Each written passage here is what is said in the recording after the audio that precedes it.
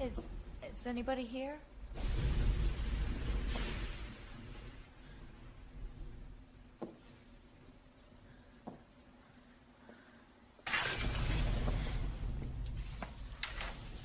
Are you still open? More or less. It was raining so hard I could barely see your place from the highway. It's a bad storm. I started to fall asleep while I was There's driving. no coffee. On account of the storm knocking the power out? I don't drink coffee. I have a weak bladder. Well, there's really not much in the way of food either. Do you mind if I just sit and rest a while? Suit yourself.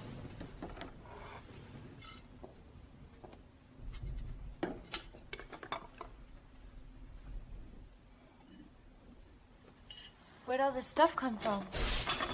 Some that we found. Some that was given to us. Most of it's just junk. Must be interesting. Living in a place like this. Yeah, you've seen on the roadside attractions, seen them all. These are just things to bring the tourists. You wouldn't want to live here. Believe me. I don't know. I think there's something special about living in the desert. There is nothing special about the desert. There's mystery in it. When I was driving, I could see it in the land. In the shapes and in the colors. I could smell it in the air, and I could hear it in the sound the wind was making. I can't explain it, but it was a feeling like I'd been here before. Like I was coming home after being away for a long time.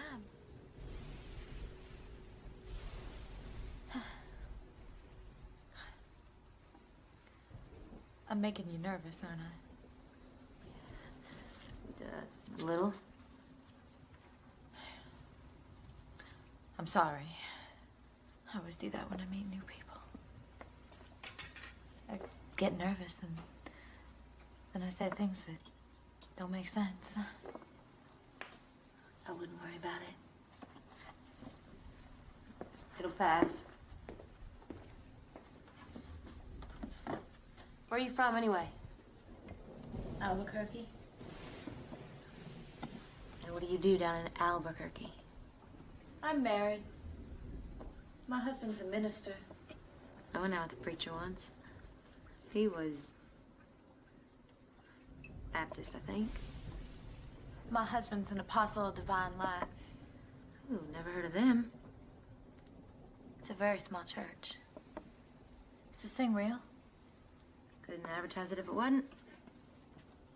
It has a strange smell about it.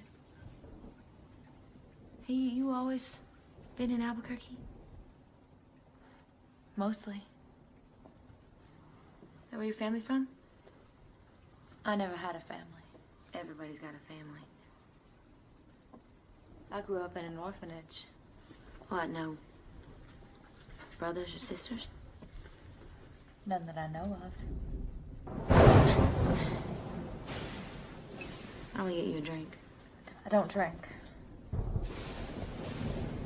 Storms like this put me right on the edge, too. I think it's mainly the lightning. You know, I saw this picture once in a magazine. Cowboy out riding his horse. Lightning bolt fried him. Right in the saddle.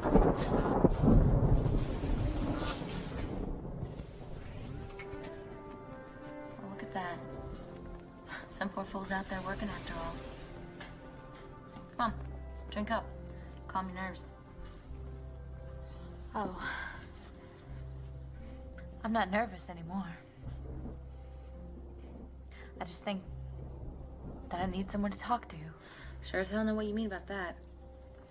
I swear, some of these nights it is so damn lonely out here, I just want to scream. It's probably none of my business. But I think you made a mistake. And how's that? You should be closer to the road. I could barely see your place from the highway. Yeah, when my folks built this place, that interstate was nothing but sand. And that blacktop out there, well, that was old 66. The most famous highway in America. They say, back then, It was jammed with diesel rigs and greyhounds. College students, tourists, Indians, all rubbing shoulders and bending bumpers together. Man, it must have been hopping. Now, Jesse, it's my brother. He wants to sell the place and grow sugar beet seeds. Do you know anything about that? I've eaten sunflower seeds, but I've never had a sugar beet seed. You don't eat them. You grow them to seed. Why would you do that? For the seeds. Oh.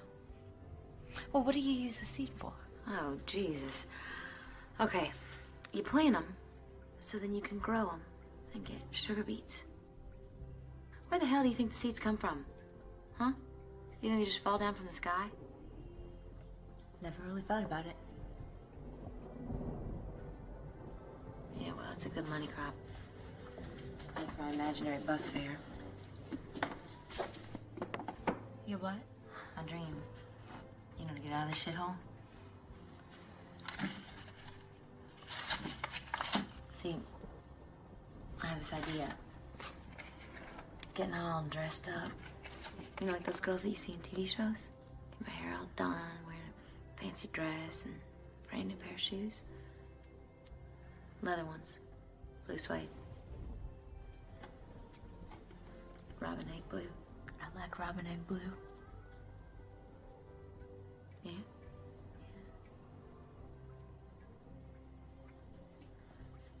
You see, I'd use my old suitcase, right? Except it would be filled with money. My share of the profit. You know, and, I'd say so long to all good memories of this place, which would take about a second. And then I'd go down to Winslow, Bus Depot, and buy myself a ticket. And where would you go? I'd go to California. You know, I'd live right by that big ocean that I've heard so much about. You know? Sure. You can do anything you want in a dream. Damn it. Thank you. I knew that.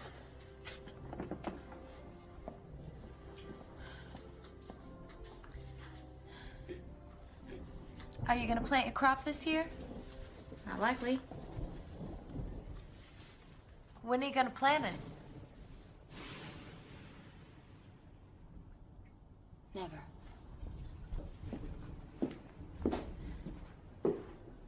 Why not? We ain't got the money for the goddamn land. What about selling the cafe, like you said?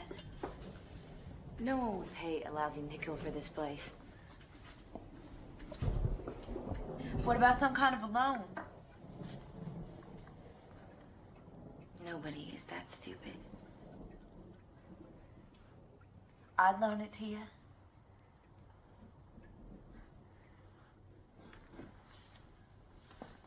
Yeah.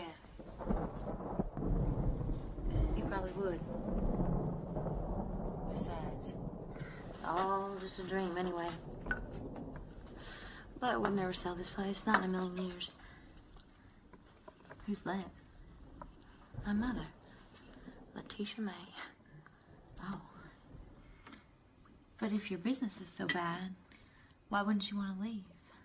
It's where the armadillo wants her to live. The what? The armadillo. No joke. You know how some people believe in their rabbit's feet or their silver dollar? It hurts that damn armadillo. Like a good luck charm. Oh. More like one of them psychic things. You gotta understand something about Let. She comes from a long line of Texas dirt farmers, and they ain't normal like you and me. Hell, when she was 16, she was working in this diner up in Farwell, and that's when she met my father. He was a feed salesman from Clovis, and when she ran off with him, everyone, they just couldn't believe it. First night out, she did give up the goods in the back seat. And when she went down by the side of the road, you know, to freshen up, that's when she found the armadillo. Was it alive? Barely. She even wrapped the thing in her wedding dress just to keep it warm.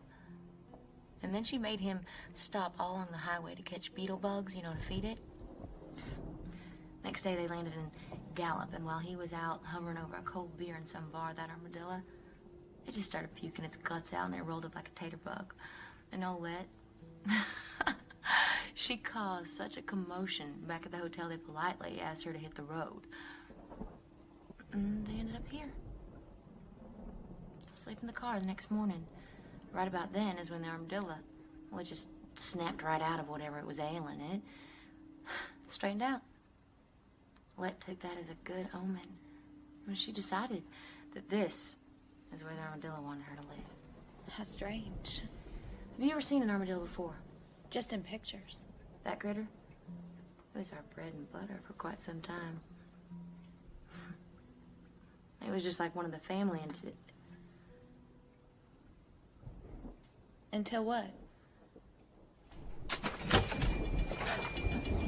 God damn, it's wet out. These cars out front. You got some gall. Seems to me like we had a date last night, and it seems to me like I got stood up. No, it's here like always. We're right on time. Oh, that's a damn lie. And it's not a damn lie. I was here. I was here all night. The hell you were. Are you calling me a liar now? I'm saying I was here too, just like always. I never saw that. Maybe that's because you were having a drink with Melvin Tillis at the Wigwam last night. Oh, and who told you that? Your mother, that's who. Let? Let was here all night long. Now, when I damn near run her down on the highway, she jumped into my headlights like a jackrabbit. Good thing I know how to handle the cruiser. You'd still be picking her out of the grill. Yeah, and what was Let doing on the highway? Who the hell cares? All I know is she told me you were with Tillis. Damn her. I wasn't. I was here. I was here. You weren't with Tillis last night? I would not be caught dead with Melvin Tillis. You mean to tell me you were here all night waiting for me? And I finally went to bed once the sun come up. Goddamn that crazy old Texas dirt farmer. I told you you shouldn't listen to her. I told you that a million times. I couldn't help it. I got all twisted up inside. My mind went crazy when I heard about you and Tillis. I just took my broken heart and drove it home. It was pounding so hard when I crawled into bed, you could almost hear it.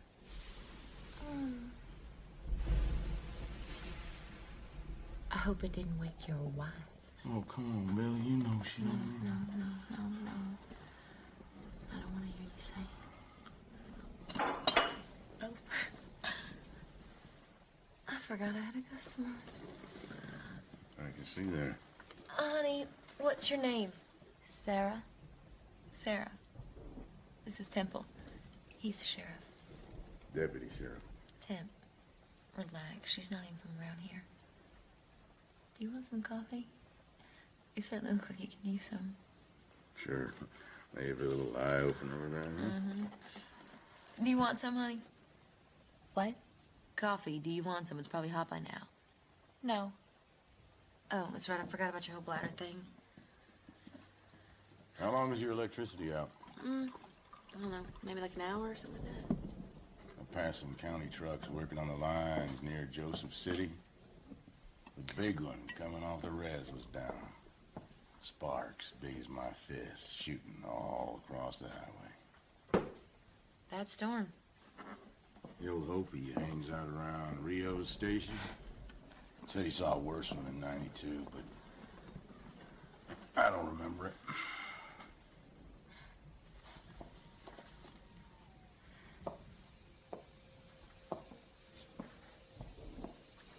That's your car out front, miss? What? That's your car? One with Nevada plates? Nevada. Yes, it is. Why? You on vacation? Business? It was personal matter. Family. I thought you told me you didn't have any family. I have an aunt. What's her name? Name? Name. Mine's Billy, yours is Sarah. What's her name? It's Anna. Albuquerque Anna. What the hell does that mean? Whatever I want it to mean. You're getting more like lead every day. Lead has nothing to do with this. Look, all I meant was I know that what you mean. I really should be going. You ain't going nowhere. Why not? There's flash flood warnings up everywhere. Maybe in a couple hours if the rain lets up. Till then, you'll be safer to stay here, all right, Billy? What? I said this young lady will be safe here till the rain lets up, won't she? Sure. You can get Billy to fix you something hot to eat.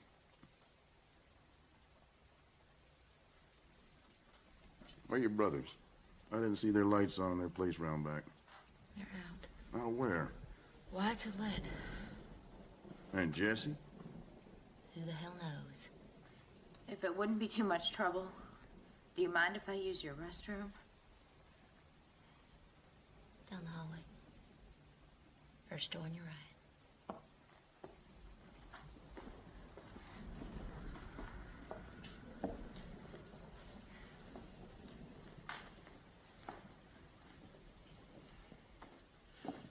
Nice meeting you, miss. Nice meeting you, Sheriff. Deputy Sheriff.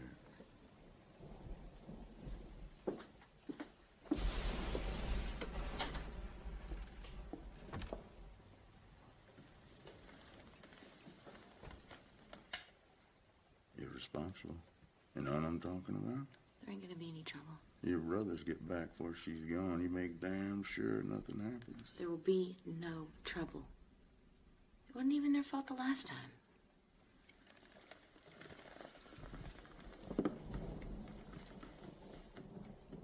So you want to get off work?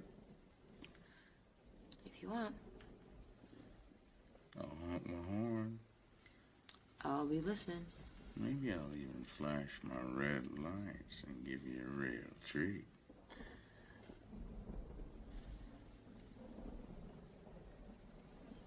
Well, and you do know how I like when you flash your red light. Drives your mother crazy. That is crazy.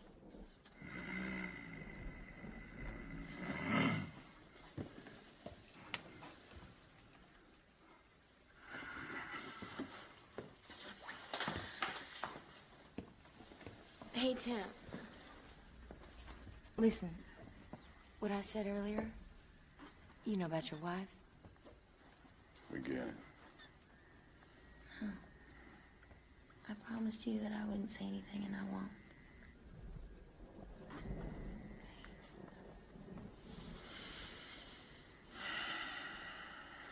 See you when I get off work.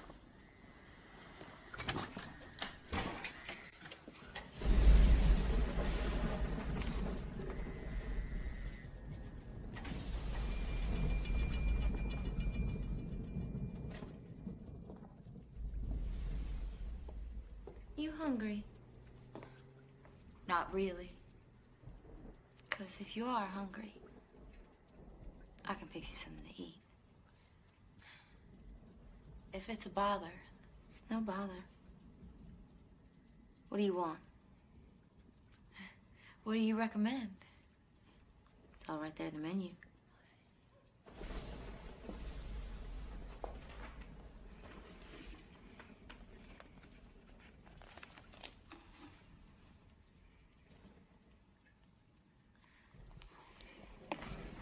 The hot turkey sandwich looks good.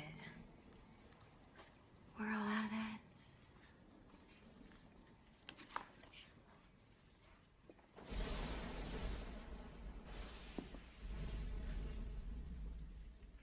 What about chicken fried steak? We are all out of that, too.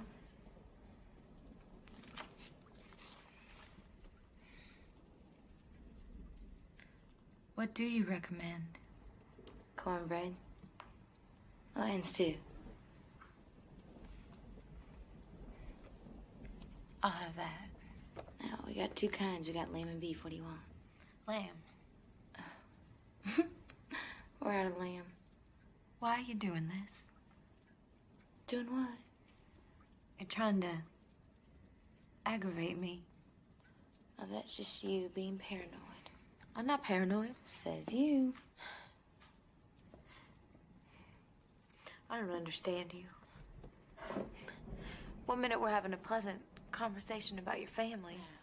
You just forget what I told you about my family. It's none of your goddamn business. I know you think I lied to you. I don't want to hear it. Whatever your problem is, it's yours, and don't bring it in here with your lies. Understood?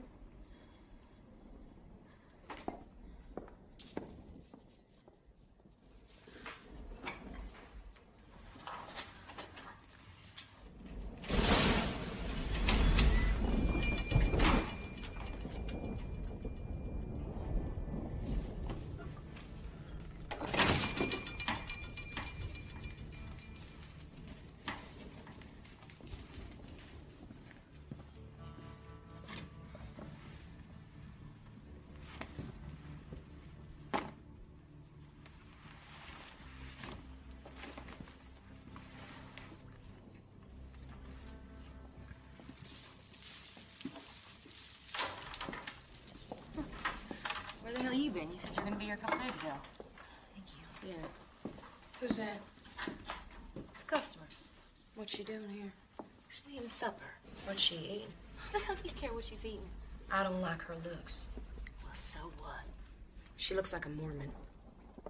She's a missionary. I will not do business here tonight. She's not. How do you know? Trust me. Is this the aisle? Did I say I'd get you now? You did. Well, and that's what it must be. What do we agree on? 50. 50. It's a steal at 50. That's bullshit, Jackie, and you know it. You told me you would stuff and mount for 25. When did I say that? A week ago Friday. And where was I? Your ass was sitting on that very same stool. I must have been drunk. You know how us Indians get when we drink. You're not Indian, Jackie. You're from Mississippi. My father is. Red House? He's your stepfather. My mama is part Ute. Uh-huh, and if she had a nosebleed, she'd lose every drop of Indian blood in her. Now, you want this on your credit? Cash. Let's got a neat way of forgetting when it comes to my credit.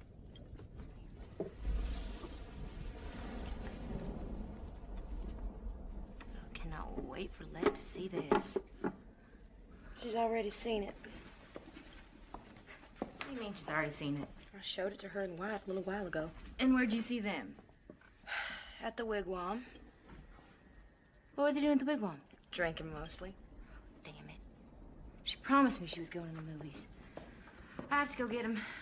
You need to give me a lift. I can't. I gotta pick up Tito in 20 minutes. We're driving to Phoenix to see Marilyn Manson. I'm gonna be 30 minutes. Well, I can't wait half hour. What the hell do you want me to do? They got the truck. God knows where Jesse might be. I could drive you in my car. Sure. They just love to meet you. No. Why not? I don't mind. Really, I don't. Because I promised Temp that I would keep you here until the rain let up. You know, when I left the wigwam, your mother was asking all around if your father had been in tonight. Okay.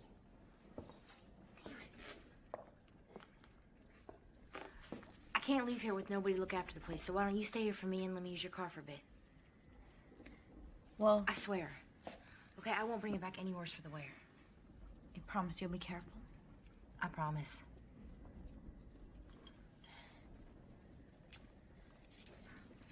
Look, if you want more stew, it's back there on the stove.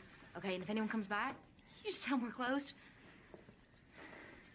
If you want anything else at all, it's yours on the house. That goes for you, not her. She wants something. She pays for it. Okay.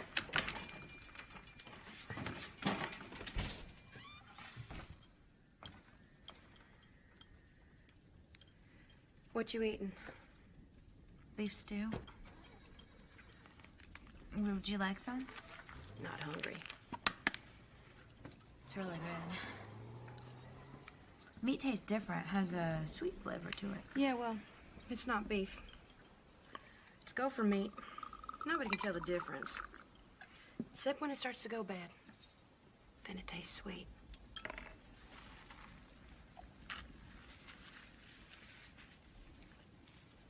You're making this up, aren't you? I hate missionaries. They are all over the place around here, multiplying like rabbits. Not a missionary. Well, what are you then? Just tourist. Pilgrim of the highway, is it? Vacation time, money to burn. What brings you here, tourist? A souvenir of the natives, picture postcard for some envious devil left behind in the office.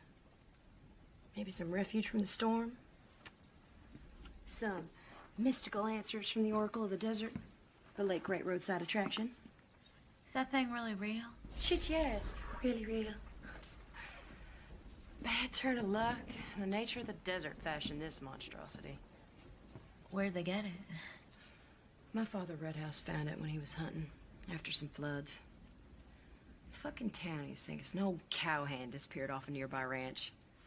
Other people say it's a prospector who ran out of dreams one day. There is no place like the desert.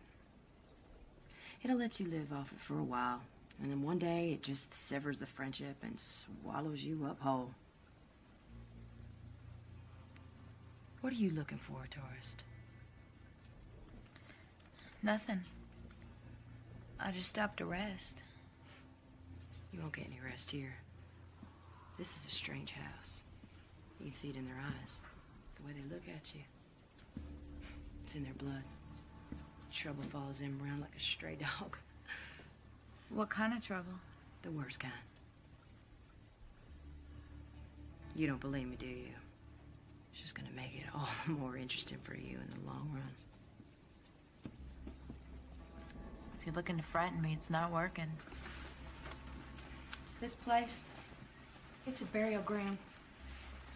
Only the people who live here, they don't know they're dead yet. You got off real easy with Billy. Take my advice. Do not wait for the others to come home. Cooking is done. Now you alone.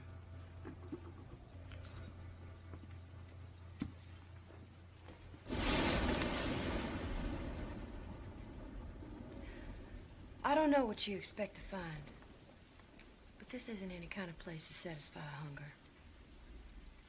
If I were you, I'd get out of here first chance I got.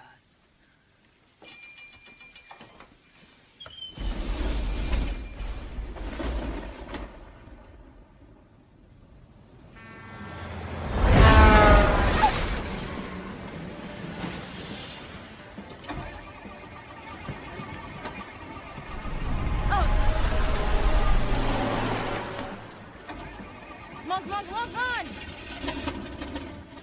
Son of a bitch! Just bring some fucking gas in your car.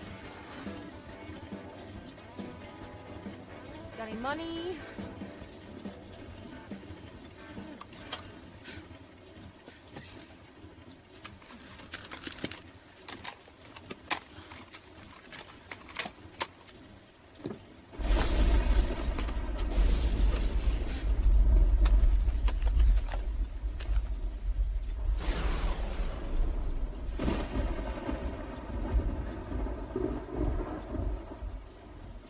Myers?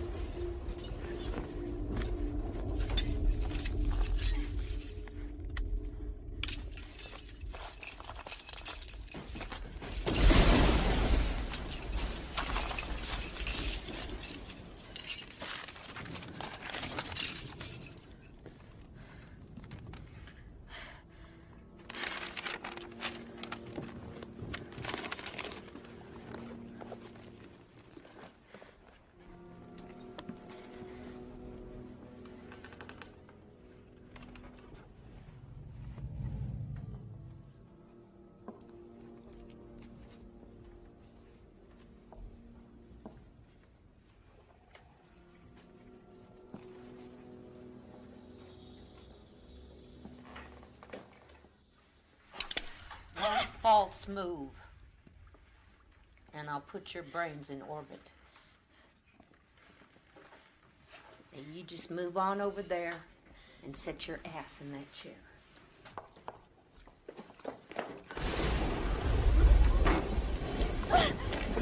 How tight you want me to make it? I can make it real tight. Well, don't squeeze the life out of her, but I don't want her popping no surprises on us. She won't go nowhere. All right, you. I took the 4-H regionals 2 years in a row. I would have made it all the way to the state finals since Met wouldn't let me go to Phoenix. Everybody said I would have won it, though. Shut up. Well, they did. What the hell is going on in my house? I wasn't doing anything. I was just waiting. She was waiting. I heard her. Don't you take that tone of voice with me. And stop eating that shit.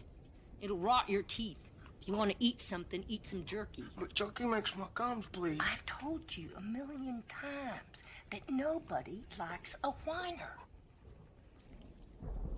Waiting for what? My car. Your car? Where's your car? I lent it to Billy. Who? Billy, the woman who works here, your daughter. She's no kin to me. It's two. He's not. It's two. He's not. Like mother, like daughter. That's what Jesse always said. Don't you ever say that again. If I had known what she was going to be, I'd never have had her. I would have never had any of you. Maybe so, but it's too late now. Why don't you go make some hot tea? Don't want no tea. It's not for you. It's for me. If it wouldn't be too much trouble, could you untie me? Not till I get to the bottom of this. Please. Please. These ropes are cutting off my circulation. Well, if you wouldn't squirm like a gopher in a trap, you'd be fine. And where are you off to? Check the house. Speak up. How am I supposed to hear you if you mumble all the time? I'm going to check the hives. Now, boy should not raise his voice in anger. I didn't. You know, I can take a lot of things, but this kind of disrespect for my own flesh and blood, I will not tolerate. You got it all wrong. No, I don't got it wrong. You was yelling right to my face. He was purposely yelling at me. I don't think he meant any disrespect. Well, ain't that something? Where do you get off telling me what you think he meant? And who the hell asked you anyway? Come on, Nat. You didn't do look nothing. like some dumb country hick, but I got your number, sure enough. I don't know what you're talking about. You do not fool me for 1 second. I can see what's going on in there. I see the way you've been eyeballing that boy. There you sit, the perfect picture of innocence, hiding like a viper in paradise, waiting for that perfect moment of temptation, waiting till I'm long gone and he can be all yours. That's crazy. God knows it's not your fault. It's just the sin of paradise. It's the weakness in men that blinds the innocent lambs to the way of the flesh. And only a woman knows that warm, aching feeling deep inside. Am I right? And she'll do anything to get rid of it. You can do it for her.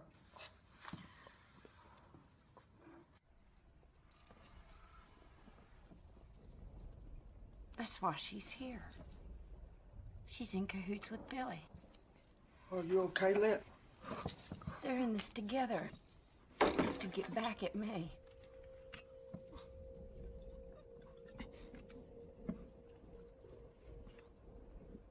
As long as I live, until the day I die, I will never know what happened.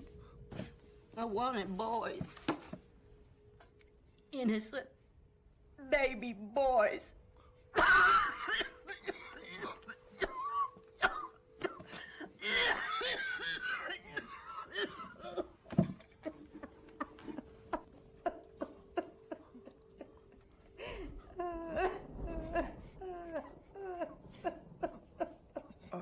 Caleb.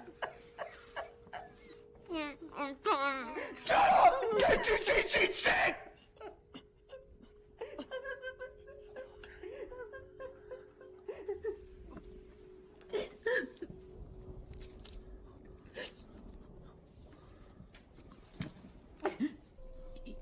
You won't tell her nothing. I won't tell her nothing. You promise? I promise.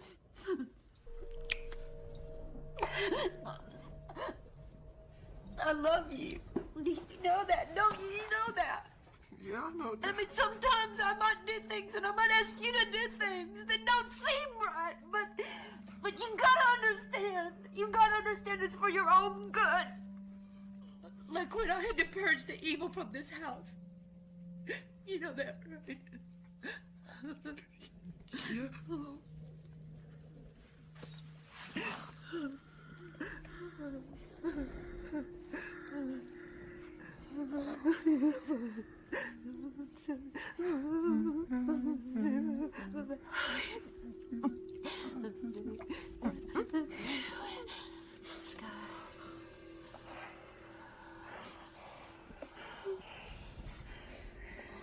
Wyatt, Yeah. can you feel my heartbeat? Yeah. It beats slow. Very, very slow. It beats like that because it's a mother's heart. It beats different than her heart. Did you know that? No. Do you know why it beats different? Because her heart beats with passion and not love. Her heart is full of desire.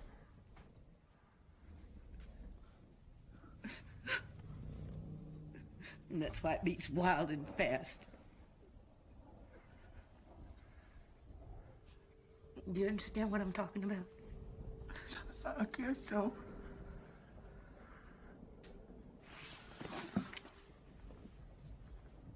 Have you ever felt another woman's heartbeat? No.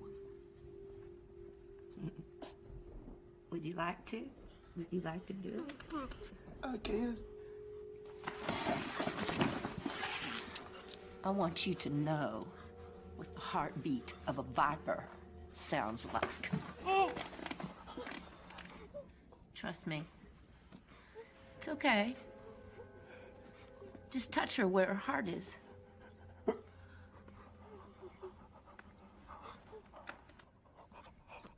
There.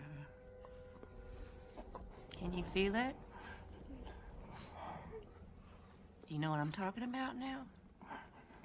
Mm-hmm.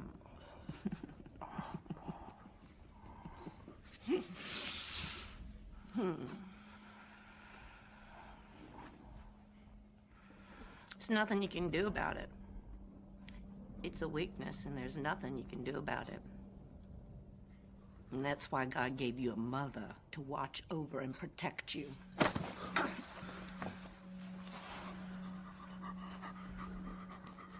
Now you go on outside like you were gonna and check on them hives.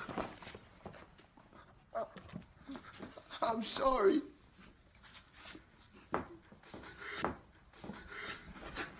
I'm sorry. Yeah, sure you are. Go on, get out.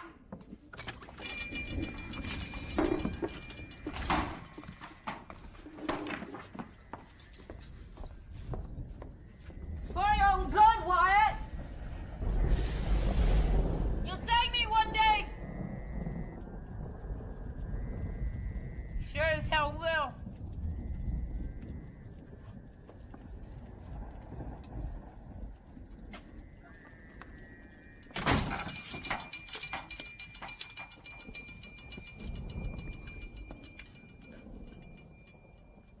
Your father tended them hives. There ain't no more bees. Just some dried out old combs. But he just keeps checking them, like he thinks they're still there. I do not understand that boy no more.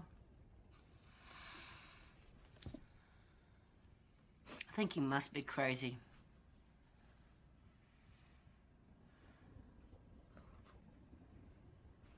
Where's Billy?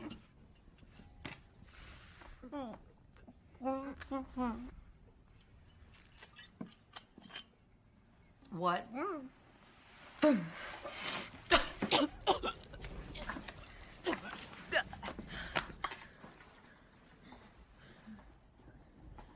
She went into town. Well, that's not like Billy to run off and leave the cafe with nobody to run it.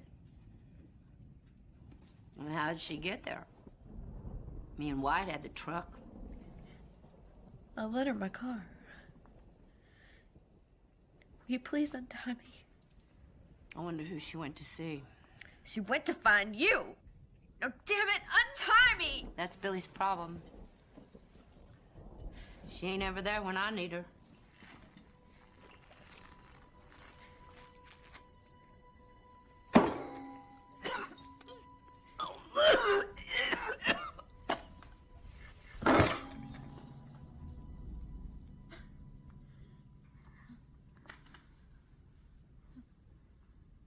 Ma'am?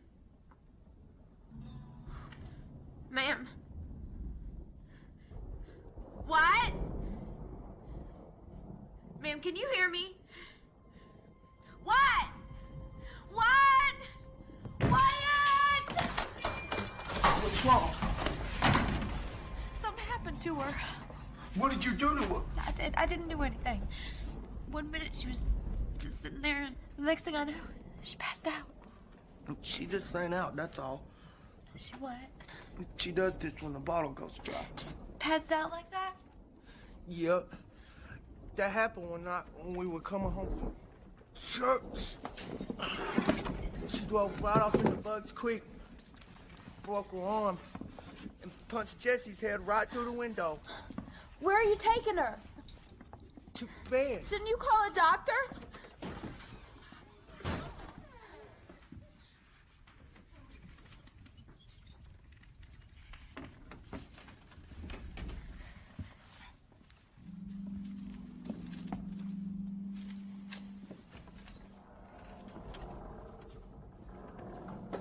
Wyatt? Wyatt, I'm sorry I screamed like that. For a minute there, I thought she was.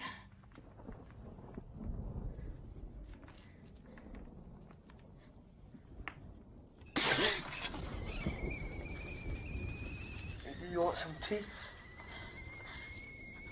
No.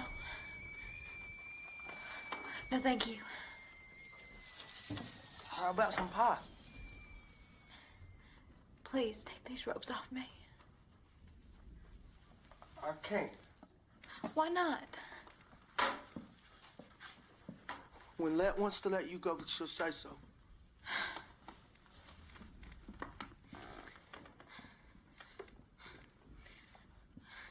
What she said before about me, you don't really believe that, do you? I guess not. And what happened? It wasn't your fault. It wasn't Let's fault either. It wasn't anybody's fault. Things like that happen. But now it's all done and over, and everybody's friends. We are friends, aren't we? I guess so. Then we should trust each other, shouldn't we? I'll untie you when Let says so. What about your father? What is he gonna think when he comes home and finds me like this? He don't care what we do. He don't care about nothing except them hives. Look, it ain't my fault they got foul brewed. Even Let said so. The combs got all black and started stinking like a dead animal. And when the wind shifted, I could smell them coming through my window. and I could hear them bees popping at the screen trying to get in. But I could hear Lex screaming. I wanted to tell him about the bees, but I couldn't move my legs. Like I was asleep, but I could still see. Then I must have fallen asleep, because all I remember was the sound of hailstones come down on the roof. It's so loud I couldn't hear myself think. By the time I got out there, the cones was all busted up. I was scared they was gonna swarm, but they's too sick. They just laid there in little piles, drowning in the mud.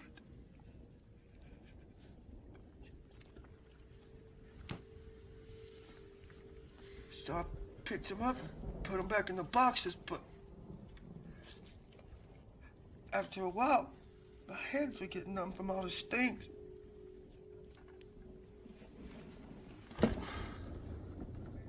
The ones that were still alive, I could feel them moving around on me. And I could smell the rotten, stinking of wax. But it wasn't my fault. Even Lex said so.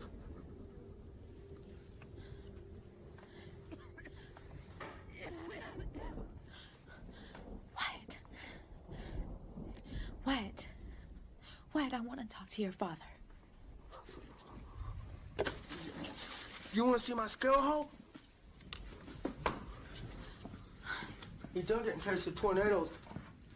But we don't get many tornadoes in Arizona. They're mostly in places like Texas. Where is he? He's here. He's here. Now? He was lost in the desert a long time. But then they found him and brought him back. What are you talking about? प्रेम प्रेम केलं मी धुंद शराबी बघतो आपले स्वप्न गुलाबी प्रेम प्रेम केलं मी धुंद शराबी माझ्या फिरतीची गरीत आहे न्यारी माझ्या फिरतीची गरीत आहे न्यारी आता येना पोरी तुझ्या माझ्या प्रेमाची गोडी गोडी जमली जन्माची जोडी तुझ्या माझ्या प्रेमाची गोडी गोडी जमली जन्माची जोडी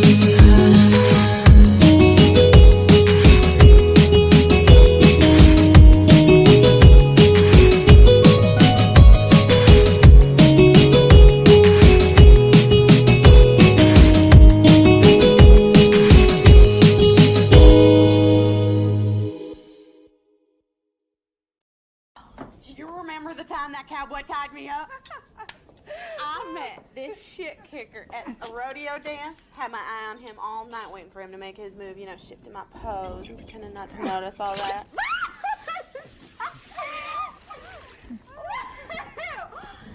Anyway, just as I was about to give up, he comes stumbling over like he's checking out flies on the ceiling or something and asks me if I want to ride his horse. Tell him what you said. Go on, tell him. It was funny, really was. I looked him straight in the eye, and I told him, I only ride bareback. Well, before you could spit, the two of us were rolling around in some hay bales on the rodeo grounds.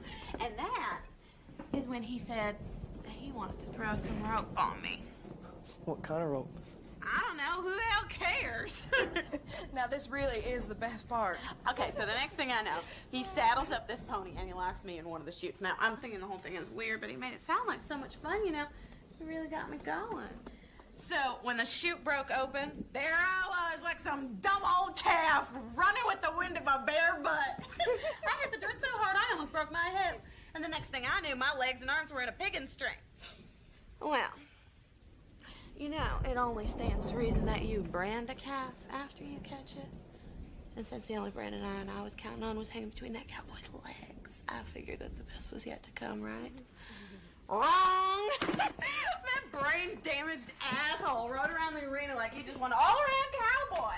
You know? Then him and the goddamn horse took off, leapt over a fence, and disappeared into the night. It took me damn near an hour to get out of those ropes. Almost froze my ass off. Where's Billy? I lent her my car to go into town. Who's Billy? Where's Liz? She's here.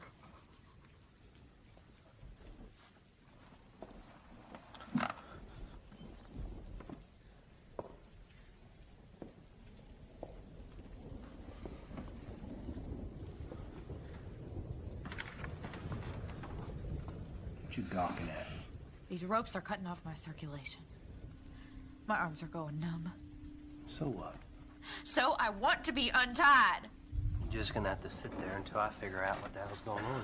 Nothing's going on, Jesse. I swear we was just talking. I didn't say nothing. Well, what the hell is that gun doing on the table, huh? Let at it. Well, didn't I tell you not to let her play with it, huh? Nothing happened except Let drank too much and passed out. So I put her to bed like you told me to. You touch her. No. You touch her. No, we was just talking about things, that's all. About the house, maybe? Huh?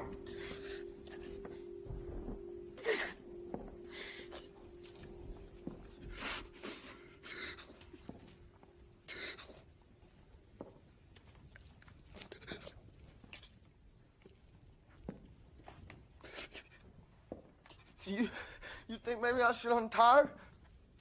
You want me to do that? No.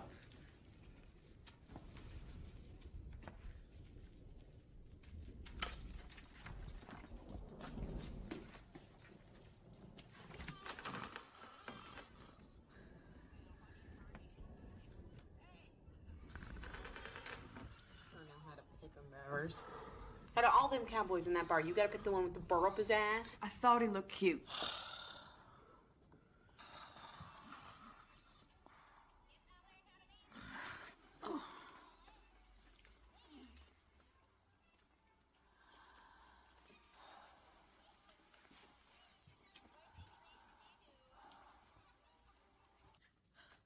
Would you please untie these ropes? They really are starting to hurt. Honey, I'm just here.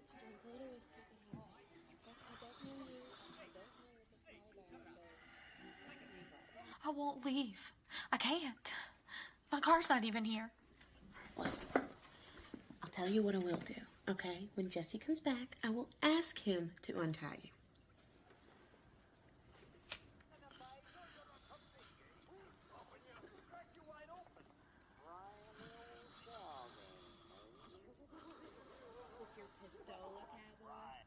It's my daddy's. Please don't point that at me. And it could go off. Leroy used to have one like this. You remember that gun he had? I don't think so. We used to live near the state work farm in Safford. He kept one in case a prisoner escaped. I don't remember him having a gun in the house. Sure you do. He got it after he saw that movie about them prisoners that escaped and killed that family in Kansas. What movie? You know. That scared the shit out of me. Do you like movies? How about pornos? I saw one once with this guy, Scooter Hobbs, and Christ almighty was it something. This girl was taking on 3 at the same damn time. One in her mouth, one in her snatch, and one up her name and address. I remember that gun now. Didn't he shoot someone in the leg one time by accident? Shot himself in the leg that time he got drunk at the JC dance. I remember all that now. Say, where's your hubby anyway? How come he ain't with you?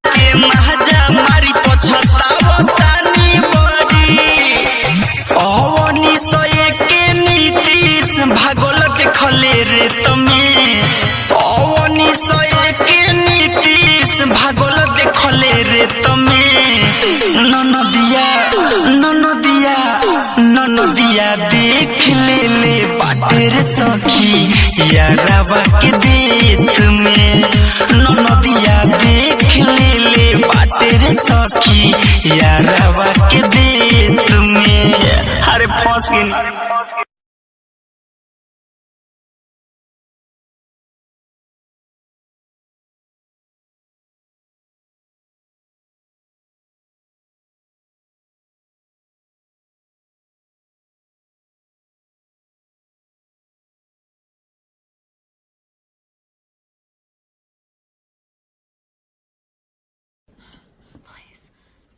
What do you say, Jesse?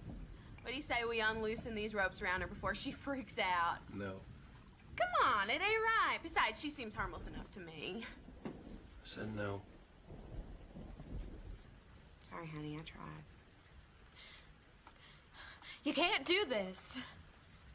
It's my house. I can do anything I want in my house. They got some good old music on that juke. Now that is a good idea. Let's play some music. Let's asleep. I thought you said she passed out. She is. Well, then what the hell? She won't know the difference. If she wakes up, we'll turn it off. But your brother promised us a party, and a party just ain't a party without some music. Come on, cowboy. This is a once-in-a-lifetime opportunity. And from the looks of things, this might be the only chance you ever get. What is the matter? Don't you like us? I like you a lot. Well, then fire up the jukebox. I ain't got any quarters. No.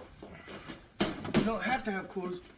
Because I rigged it so I can listen to it anytime I want before you. Good night, Jesse.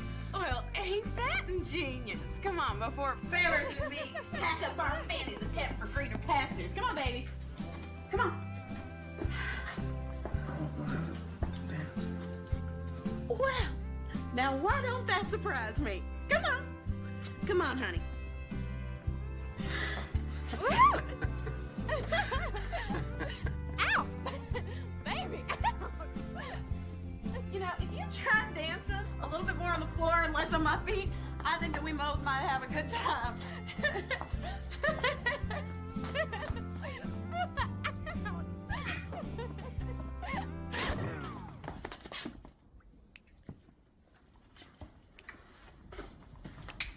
But what'd you do that for? Party's over. Who were you talking to? You and your brain-dead sister. What did you just say? Get out. Oh, you son of a bitch. They weren't doing nothing. They're just trying to have a good time. You know what? Forget it, cowboy, because I think that your brother has found himself some new plans. Get out! Come on, Caroline. I'm getting the creeps. We're going. Don't leave me here! Go. You sure know how to pick up Beverly. Maybe you can come back tomorrow and we can dance some more. I wouldn't hold my breath. Hey, thanks a heap, stud. It was a ball. Take care, honey. Please! Please don't go, please! You can't just leave me here! Please come back!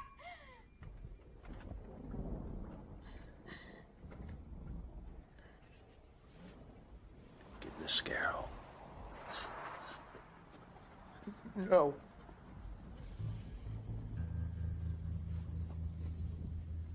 I'm not gonna ask you again.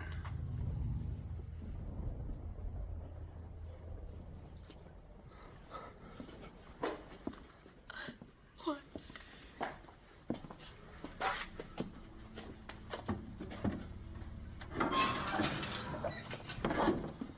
You stay in there. I tell you. I don't want to see you. I don't want to hear a peep out of you. You understand me, boy?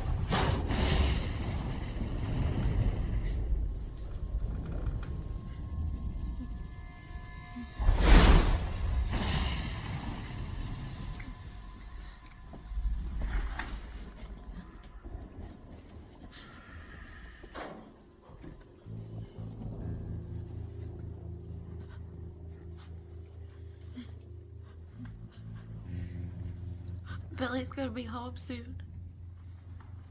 Billy's gonna be home soon.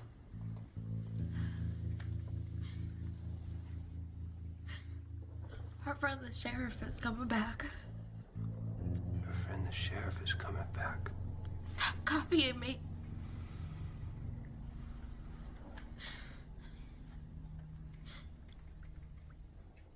What are you doing? Staring at the back of your head. Does it bother you? It's making me nervous. You're just standing there.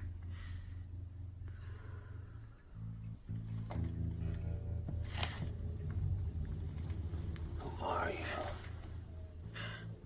I told you. I don't believe you.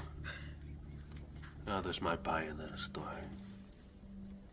But I ain't stupid like that. It's just bullshit. But they ain't here right now. It's just you and me. And your mother. Your mother's here.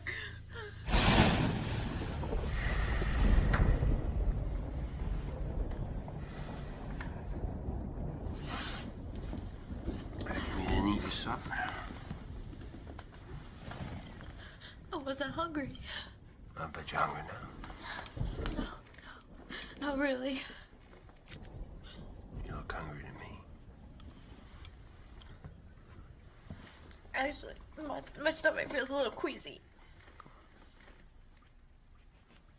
You know, when we were kids, my dad made us eat everything. Whether we liked it or not. He never was much of a cook. I mean, I didn't know what good food was until I joined the Army. I remember one Sunday supper. He slapped this mess in front of me. I told him, I said, I'm not gonna eat that. And for a minute, I thought I got away with it. And then a fit of anger came across him, and he hit me square in the mouth. Shattered 3 of my teeth. I couldn't help myself. All the blood in my mouth, I just gagged and I puked all over my plate.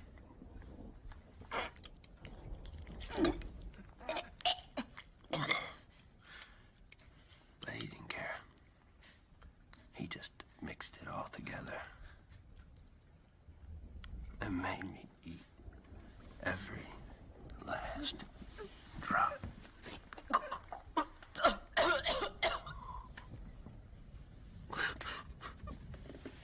Come here.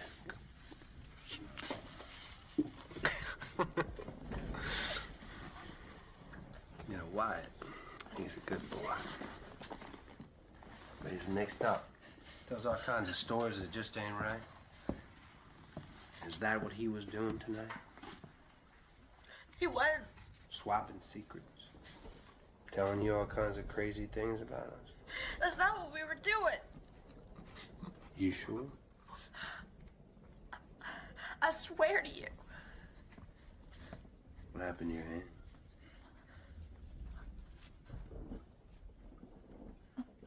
Cut it. A piece of glass?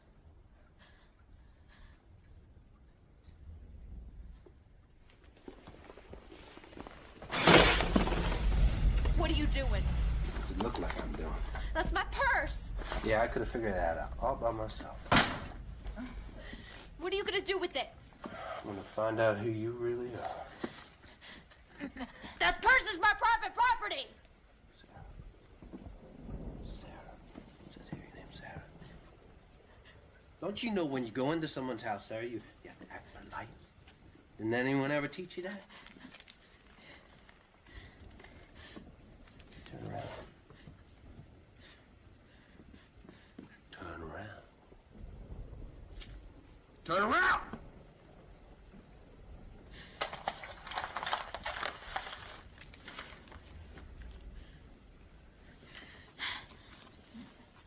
There's two kinds of people who travel the desert. Those on the run, and those up to no good. I stopped by Rio Station this evening, and we got to talking.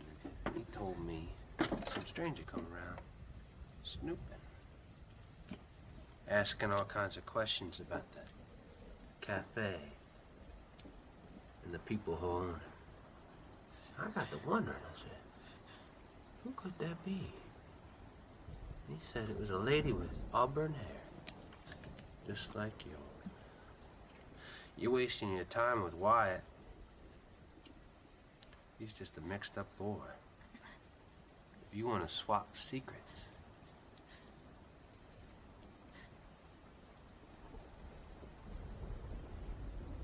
I'm your man. I don't know what you're talking about. I never asked any questions. I never stopped at a gas station. As soon as your sister gets back with my car, I'm leaving. I swear it. What makes you think Billy ain't God knows where by now? She don't give a hoot now about this place. She's always been dreaming about ways to get out of here. Ever since she was a little girl, she'd sit by the highway and watch the greyhounds go by. That bitch was right. You don't look half bad with a little color. No. Please don't do that. Why not? You scare me. Ain't nothing to be scared of, huh?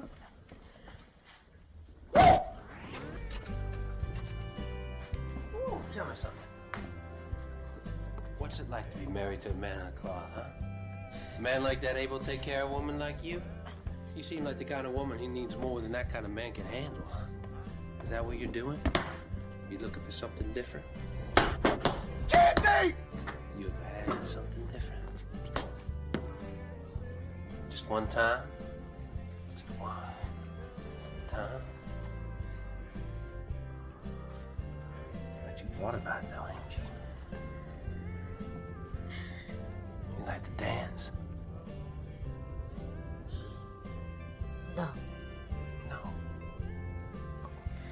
Come on. Bet you just blowed on the dance floor, huh? Really don't dress like that. But there's just a body that's made for dancing there.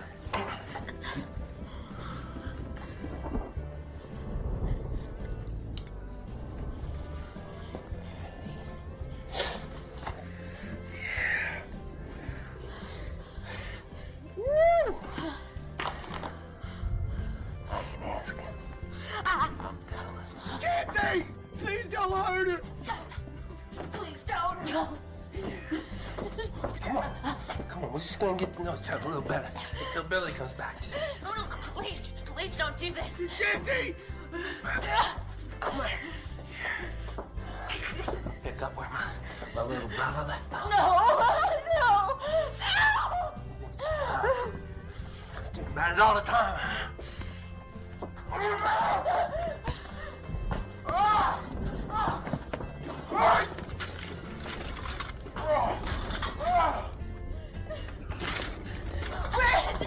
Where is it? Give me back that envelope from my purse. Where is it? Give it back to me. That is mine. Billy don't allow loaded guns in the house.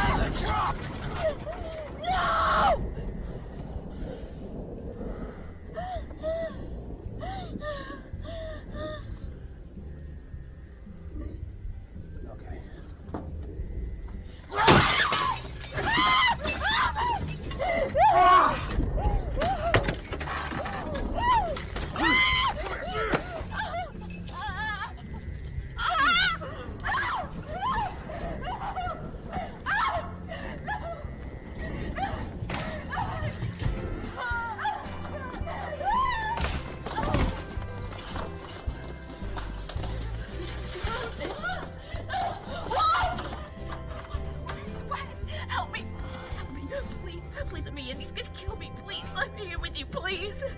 I can't. You have to let me in. God damn it. Why he's gonna kill me? Oh, God. I heard the sheriff say that you'd all be in trouble if this happened again. You know what he was talking about, don't you? Please, why? Your sister's gonna be really, really mad if you don't help me. Please, why?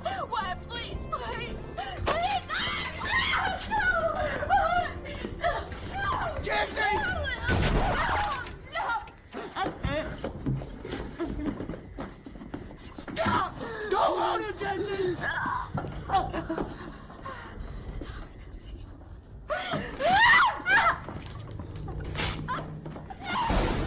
Jesse! Get away from her. She knows. Well, I told her everything. I did not. I didn't tell her nothing. Let her go. Put the knife away, Jesse. No. No, she's lying. She says I Jesse, told you her. are drunk. No. You don't even know what you're doing. Now just give me the knife I before you didn't do tell something her. stupid. No, I didn't. Shut up! Just give it to me. I didn't tell her. Just give it to me. She knows, Billy. She knows about the mummy. She'll tell someone. I won't, I swear. See? I told her. Wyatt told her everything. She's been asking questions all around town. Please give me the knife before you hurt someone. She got a lot of money. We can take it, and we can go. We can get out of here like you always wanted. And go where? Where would we go? Let's get on the Greyhound, Billy. We could just go. And what happens when it's gone? What's gone? The money, you fucking dumbass. What happens when it's gone, when it's run out? It's not gonna run out. We can buy a farm. We can play show the pieces. Please give me the goddamn knife, Jesse. No, she knows about the mummy. It's gotta disappear. You're out of your mind. Why not? Other people do it all the time.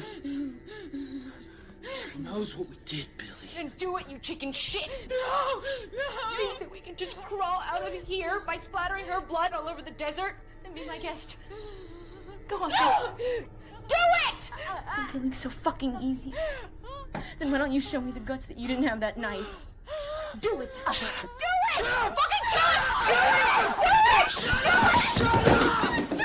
do it! Shut up! Do it! It wasn't my fault. I couldn't stop him. We should have all been boys. But you had to come along and fuck it all up.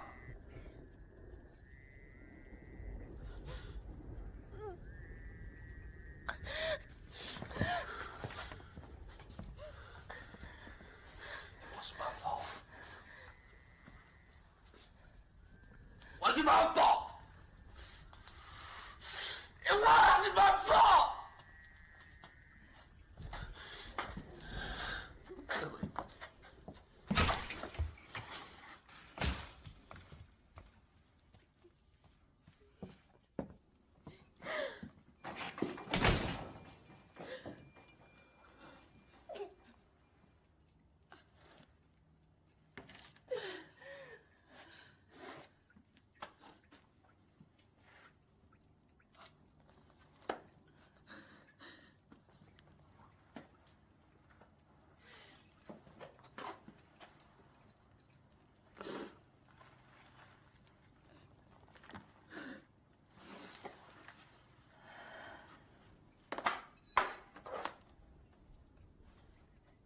Go on and get out of here.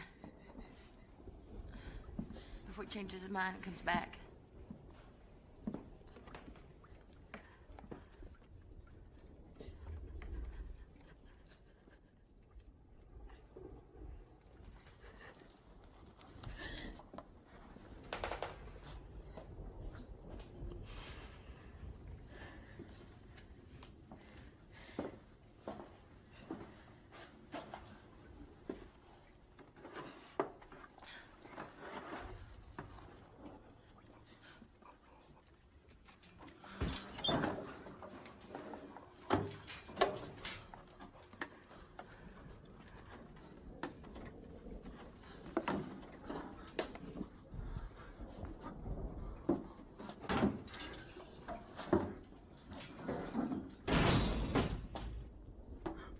Billy, I didn't tell her nothing, I promise. I promise. It's okay. Why don't you just go on and go to bed? I'm sorry.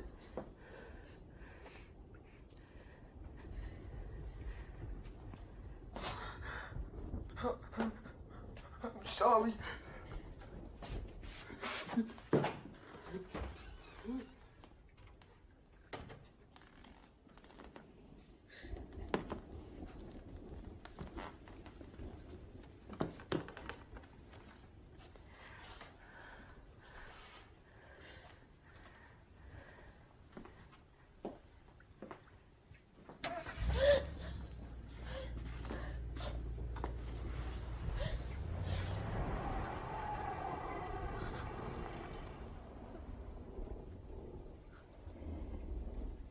You're Anna Meyer's girl, aren't you?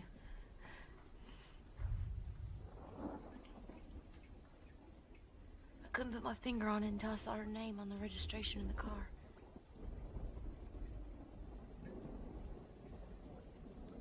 You look a lot like her.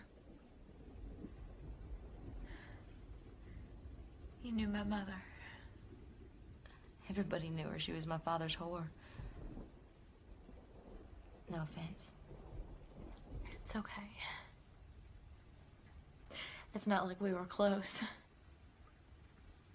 Fact is, I didn't know she existed till 3 weeks ago. Vegas lawyer tracked me down through the orphanage. She died last April. Left me her car, money, and a letter.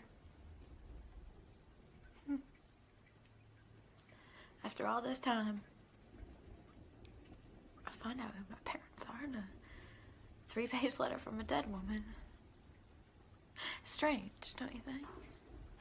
What do you want? I'm not sure.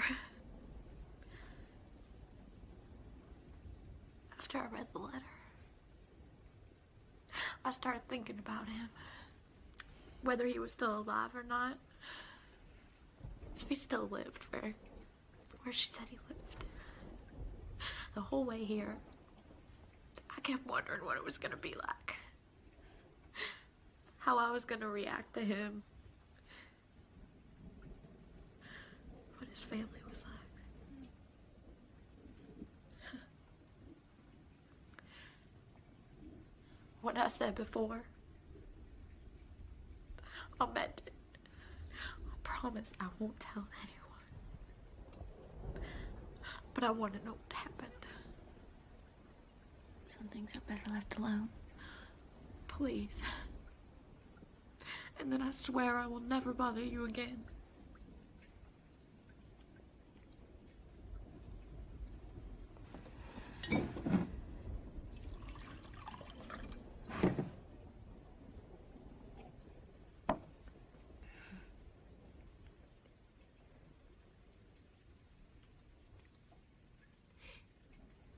It happened on the night of my 12th birthday.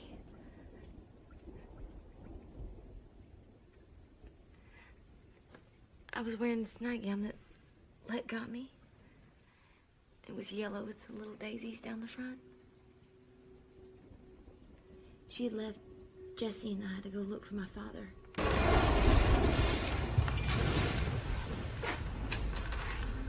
Came stumbling home around midnight. Drunker than usual. Still remember the sweet smell of whiskey. And the tobacco that he used to chew. Nobody's taking care of my damn eyes. There was a musky odor. Rainwater, sweat, and a woman's cheap perfume. They used to fight about that. Just leave him be. He was crashing around in the dark. I hear like a crazy man.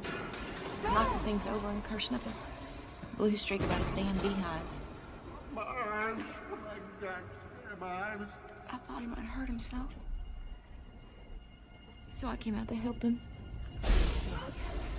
And that's when he turned on me. He was so far gone he did not know it was me. But there was a look in his eye that I had never seen before. And it was so dark. And everything was moving in slow motion. I don't want it.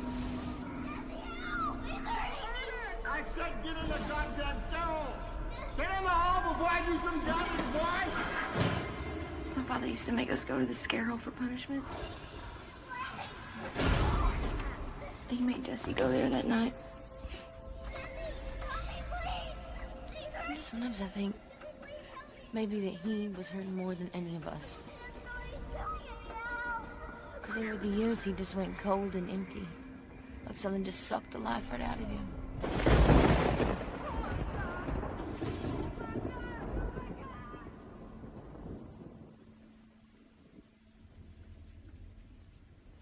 The ringing in my ears was so loud. I didn't even hear the gun go off. I just felt something warm running down my neck. And when he rolled off of me, I saw the blood coming out of a hole in the back of his head. And then Let did the strangest thing. She walked up to the cage we had the armadillo in. And she emptied the rest of the gun into it.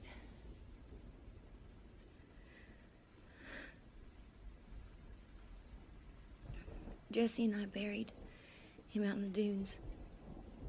We just told everybody that he ran off, and nobody suspected or cared one way or the other. It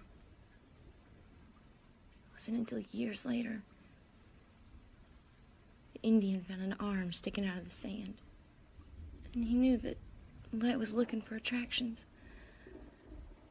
so we brought it here.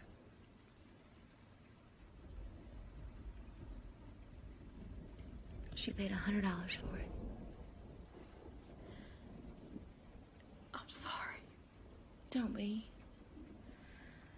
Curses like chickens come home to roost.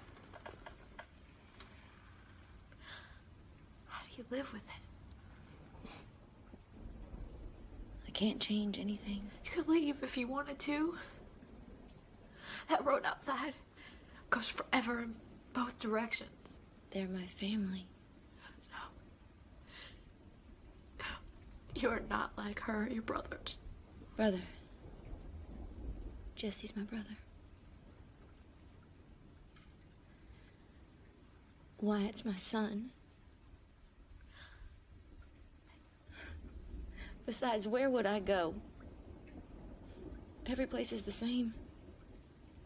It's just lonely people living tired lives trying to dream a little. And sooner or later, they all die. It's all the same. No. No. I don't believe that. Good for you.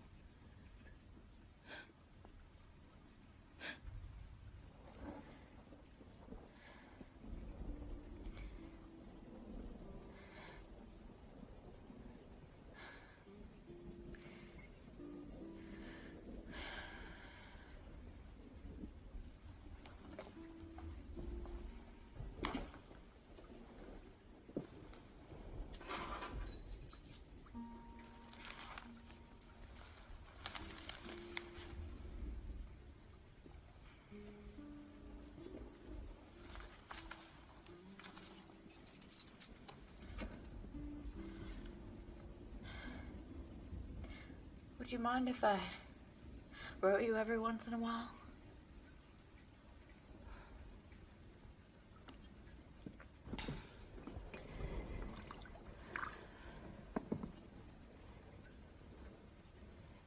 Suit yourself.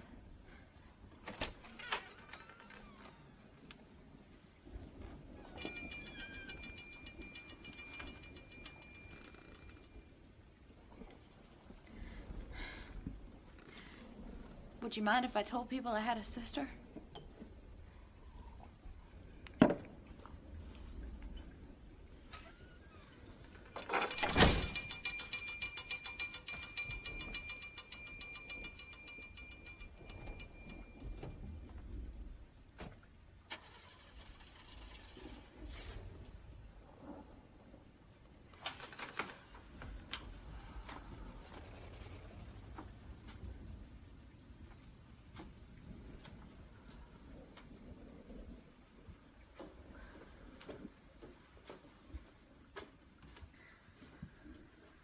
You all right?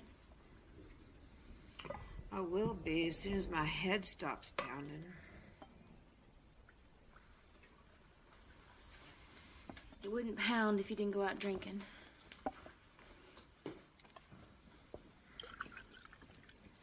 What time is it? It's a little after 2.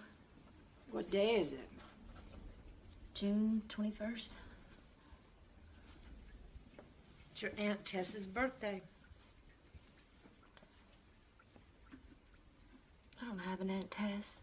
No, sure you do. She lived on the boardwalk in Galveston. That woman with the lizard on a string used to crawl up around her shoulder.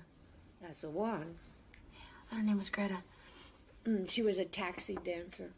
Her stage name was Greta. She only came out here to visit once, and then she never came back. I wonder what happened to that lizard. Jesse fed it to the armadillo. You don't remember that?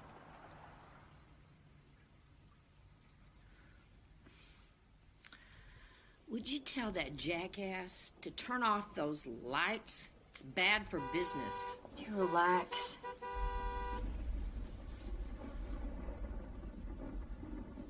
I had a dream tonight. I dreamed that Jessie was fighting with the angel of death. And she was holding the armadillo in her arms. And it was biting her neck. And the more bitter, the tighter she squeezed. Until I got a gun and shot it dead. It was just a dream. It was just a bad dream.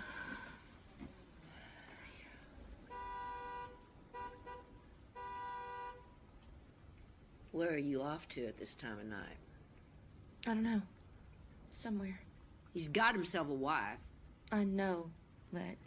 She's pretty. I've seen her. She's better looking than you are. So what? Well, so, I think you should know so you don't get your hopes up. I don't have any hopes.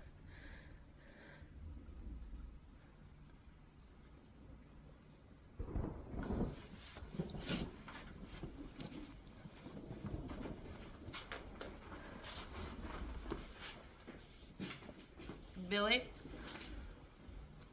What is it now? Where is everybody? Where's Jesse? Out somewhere. He hasn't run off, has he? He's not in trouble again, He's not is in he? trouble. He'll be back whenever he feels like it. What about Wyatt? He's asleep in his room. He's not as strong as he should be. The older he gets, the more I have to watch over him. I think he's soft in the melon. He's stronger than you think. Maybe. Good night. What about your father?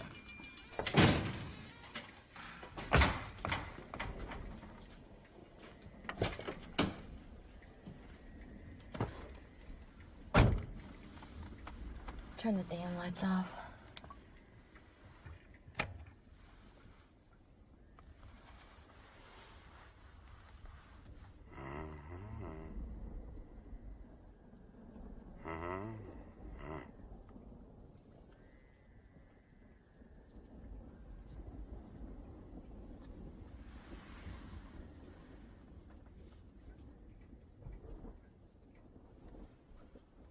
What's wrong?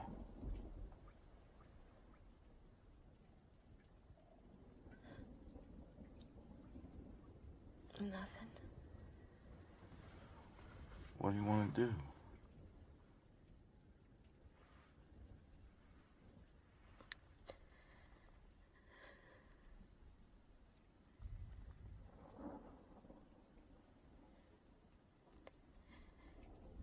Just take me someplace.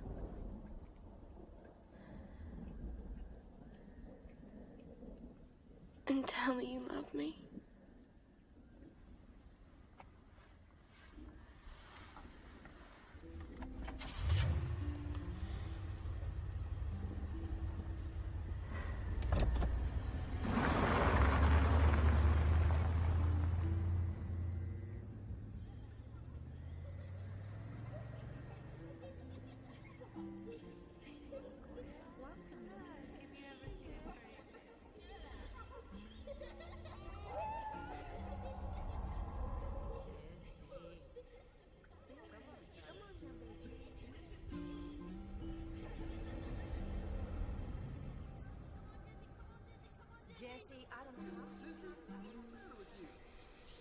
won't get any rest either.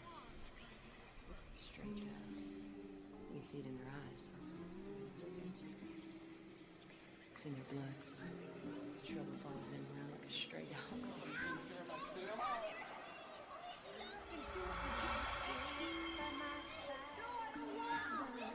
It is so easy to crawl out of here by splattering her blood all over the desert.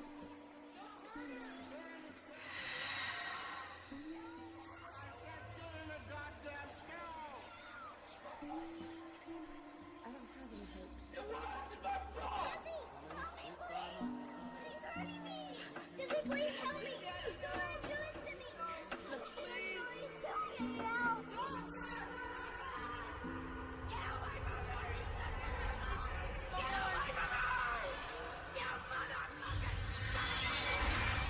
get out!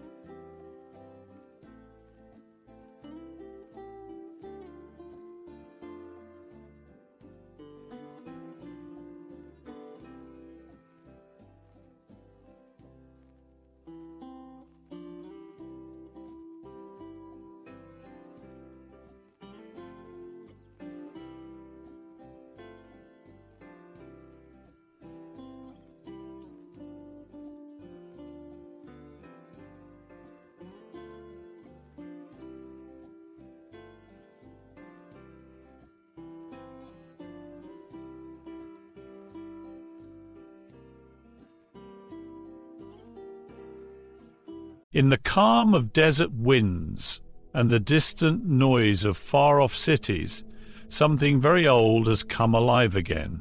Hidden from the bright attention of the world, a careful and fragile network has slowly and patiently been built across borders and cultures. For years, quiet talk spread through the sand and wires. Iran, once an ancient empire now reborn in modern times, was not standing alone. Behind the public agreements and official denials were quiet handshakes, agreements not written with ink, but formed through shared struggle, belief, and ambition. These connections weren't made in official meetings, but were formed in the broken remains of past wars, on the war-torn lands of Syria, in the mountains of Lebanon, and through the valleys of Iraq. Little by little, with great care, these ties have grown stronger, and now they begin to move. What was once called the Shia Crescent, a theory about power, now moves with real coordination and purpose. In Baghdad, Damascus, Sana'a, and Beirut, signs and signals are coming together. Groups that once acted alone now move in unison, not wildly, but with purpose, almost like a carefully planned dance. This isn't about huge armies and tanks advancing across borders. This is a silent storm. Proxy fighters, driven by strong beliefs and supported by hidden supporters, move with clear goals. Their words grow louder and their enemies grow more unsure. Far beyond the Middle East, the bigger map is changing again. In the East, China watches silently, not as a passive viewer, but as a quiet designer of new options. Russia, hurt but not defeated, makes quiet deals with Tehran across oceans in places Western eyes rarely look. New alliances quietly take shape based on understanding, economics, military planning, and shared ideas. All of this brings forward a question that few dare to say out loud. What if the world's old systems of power aren't the only ones that matter anymore? But maybe the most quiet and powerful shift is happening through computers and digital signals. Iran's cyber experts, trained in online warfare, can now attack without a single soldier stepping foot on enemy ground. Their reach is global. Their actions are hard to trace. In a world controlled by codes and networks, a few computer commands can do the damage that once needed thousands of troops. The world is not standing on the edge of sudden war, it is on the edge of a major change. These quiet alliances have now been activated. What once were small ripples are turning into large waves. The real question isn't whether the world will change, but how quickly it will, and whether we are ready for the shock that's coming. What many don't see is that Iran has spent years quietly building a wide and secret network of influence, one that goes far beyond its own borders. This network includes more than just official ties with friendly governments.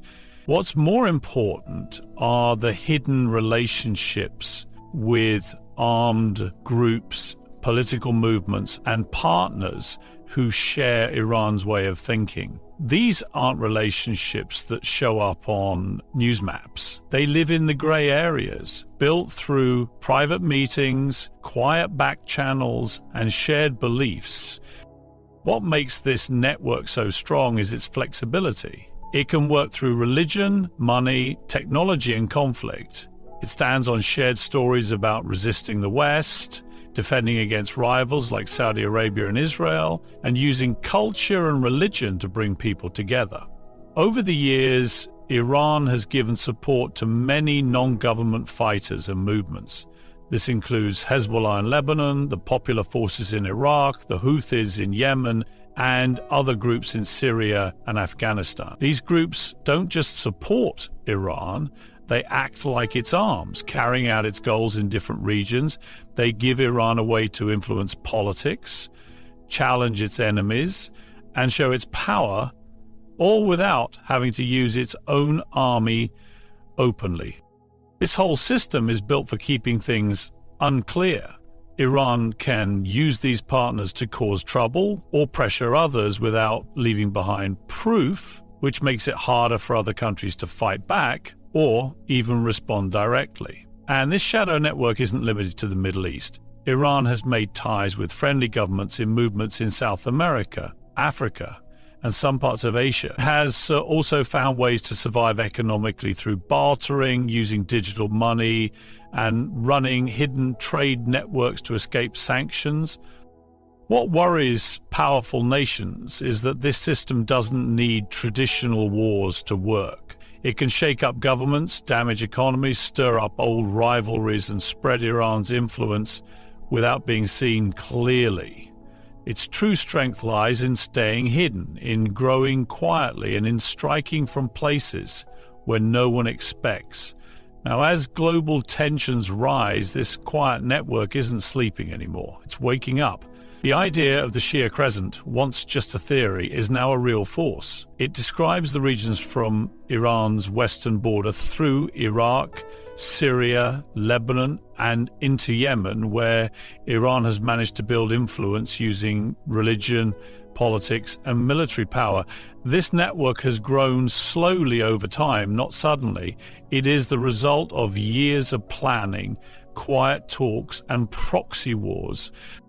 Iran has used history, religion, and culture to create bonds with Shia communities in those places, offering support by telling stories of shared pain, resistance, and hope. In Iraq, Iran became both a political friend and a military helper. After Saddam Hussein fell, Iran quickly formed strong ties with Iran's new Shia leaders and supported many armed groups there. In Syria, Iran stood by Assad during the war, not just to help a friend, but to protect an important land route from Iran to Lebanon through Iraq and Syria. That path lets them move weapons and fighters as needed. In Lebanon, Hezbollah is Iran's closest and most loyal partner. The group is armed with missiles and plays a big role in Lebanon's politics. Many people see Hezbollah's power as a direct reflection of Iran's goals. In Yemen, Iran's support for the Houthi rebels has made trouble for Saudi Arabia and given Iran a presence close to major shipping routes near the Red Sea. Recent events show that this whole system is now active. These groups are working together more, speaking with one voice, and showing off their military strength in sync. It's clear that the Shiite Crescent isn't just an idea anymore, it's a real active network. These alliances aren't just sitting back anymore, they are stepping forward, ready to push back against their rivals and shape international decisions through shared missions, exchanged intelligence and soft power through religion and culture. This group now acts like a single organized force. This rise is changing the power structure in the region. It's a sign that Iran and its allies want to take a bigger role in global matters and be seen as major players. One of the most powerful tools in Iran's strategy has been its use of proxy groups, armed allies that aren't part of any country's army. This approach has helped Iran avoid direct war, which would bring serious risks while still giving it a way to fight back.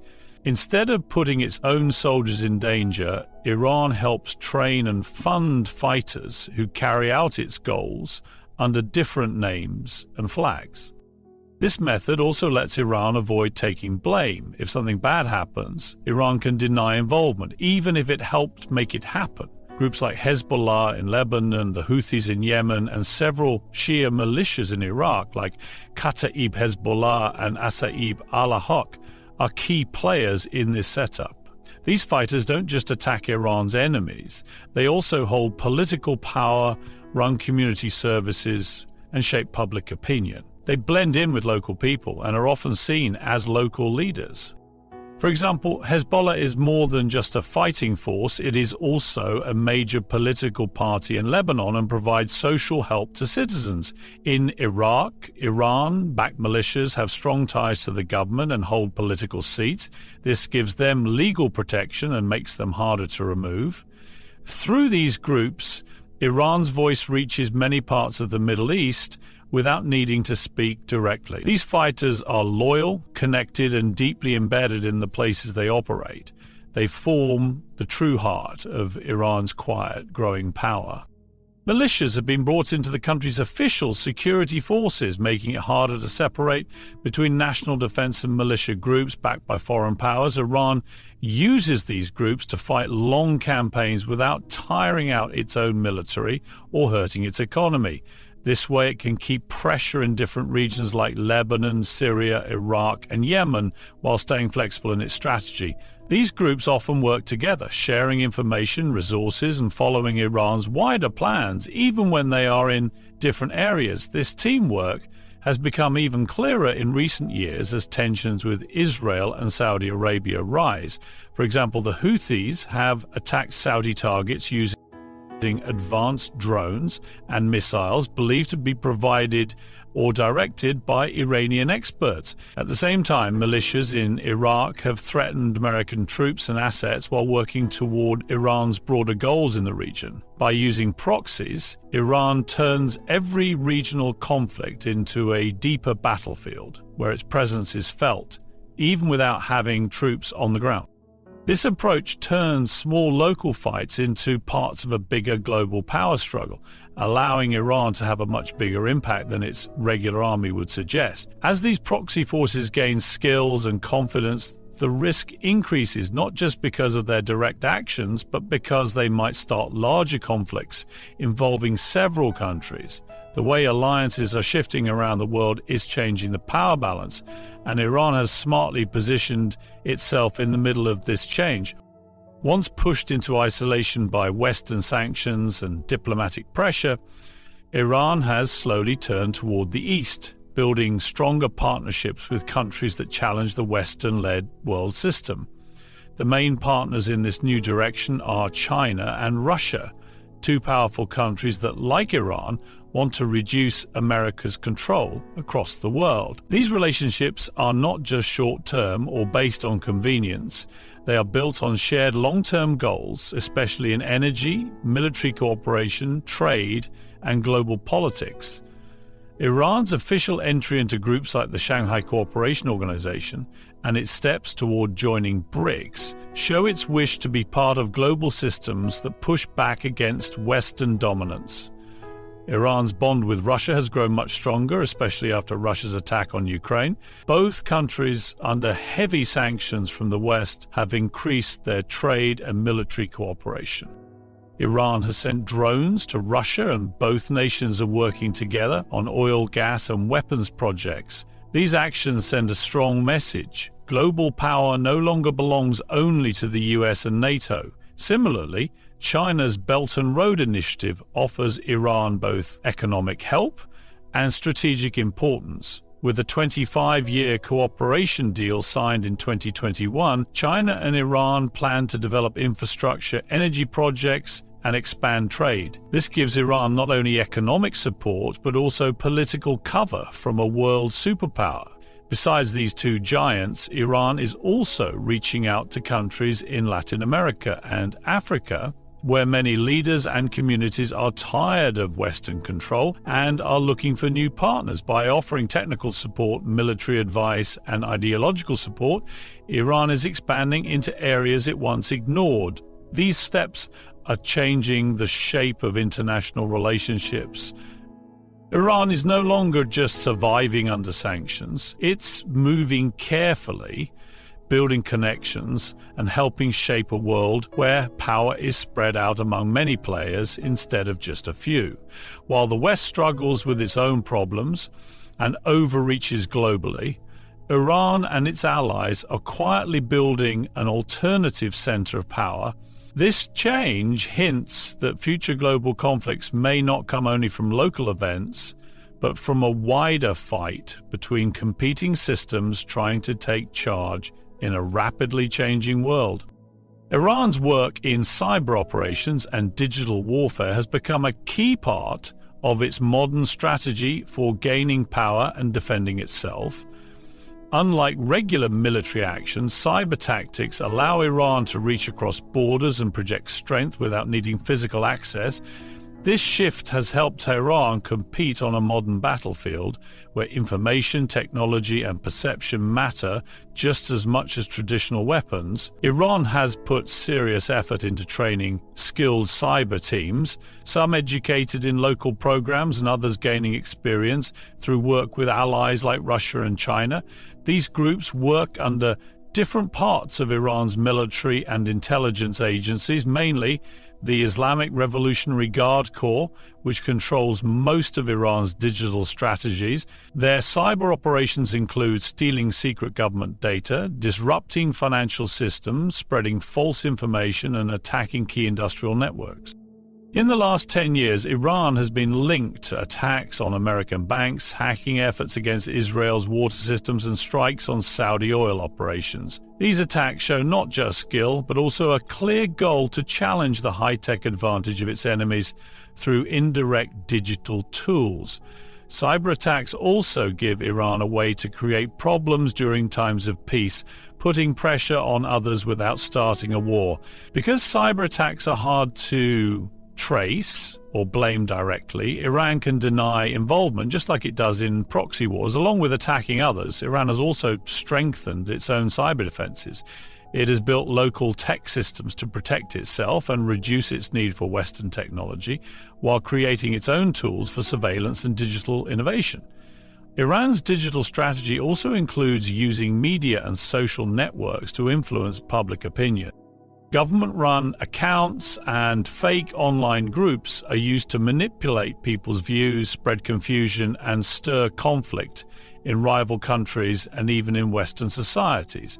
These tactics are carefully designed to take advantage of social divides and weaknesses in democratic systems. As the world goes deeper into the digital age, Iran's cyber activities will become even more important. They let Iran challenge powerful nations, influence far-off events, and prove itself as a skilled and modern player in global affairs. The worldwide impact of Iran's growing alliances is wide and deep, with the power to shake international peace on many levels. As Iran builds secret networks, uses proxy forces, grows its cyber power, and partners with non-Western countries, the effects are being felt far beyond the Middle East. One of the biggest concerns is how this affects global energy markets. Iran's strong role in the Persian Gulf and its ties with the Houthis in Yemen give it the power to block major shipping routes, especially the Strait of Hormuz and the Bab al-Mandab Strait.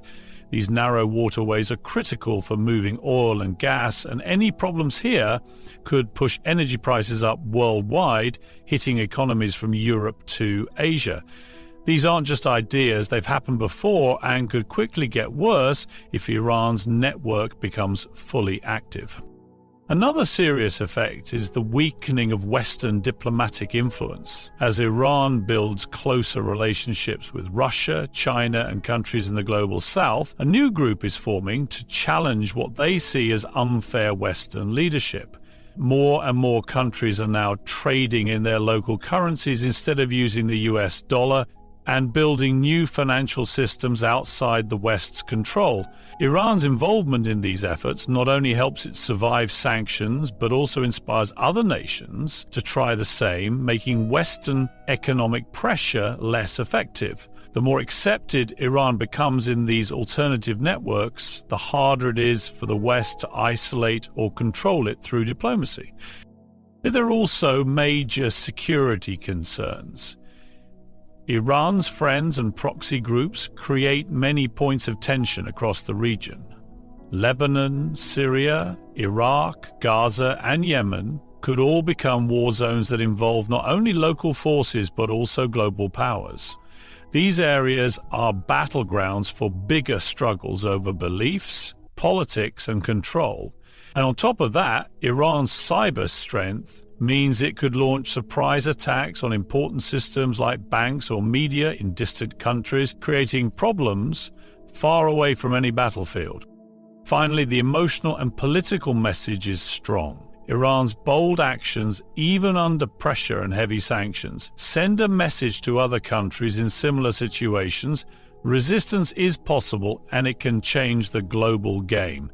This could encourage other powers to act more boldly, leading to a world that is more divided, less cooperative, and shaped more by regional rivalries and online conflicts. As the hidden layers of this strategy become clearer, it's obvious that Iran is no longer just a quiet player. It's leading a detailed and careful plan that crosses borders, continents, and the digital world.